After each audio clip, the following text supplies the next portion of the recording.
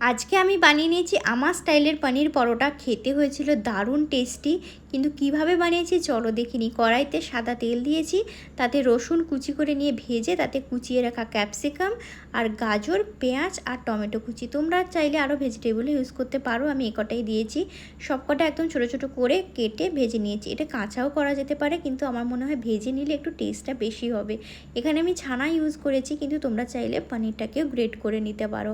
আমি এখানে টেস্টের জন্য ভাজা জিরের গুঁড়ো দিয়েছি, এখানে দিয়েছি গোলমরিচের গুঁড়ো আর সামান্য একটু চাট মশলা, যাতে একটু চটপটাও হয়।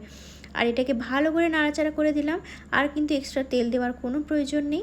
এবারে টেস্টের জন্য নুন দিয়েছি, আর যেটা দিয়েছি সেটা হলো চিনি। এটা অপশনাল, তোমরা চাইলে দিতেও পারো, নাও দিতে পারো। যেহেতু পনির সেজন্য আমি একটু চিনি দিলাম। মা এখানে আটাটাকে মাখিয়ে রেখেছিল।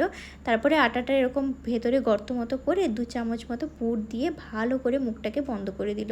যেরকম স্টাফিং পরোটা হয় সেরকমই দিয়ে সব কিছু বন্ধ করে দিয়ে তারপরে আটা দিয়ে সুন্দরভাবে মা বেলে দিল। আমি এই ব্যাপারে একটু ভয় থাকি, সেজন্য আমি আর এই রিস্কটা নিইনি। মাই সুন্দর করে সবকটা বেলে দিয়েছে। তো এটা হালকা হাতেই বেলতে হবে, তোমরা সবাই জানো, তাও আমি একটু জ্ঞান দিয়ে দিলাম আর কি।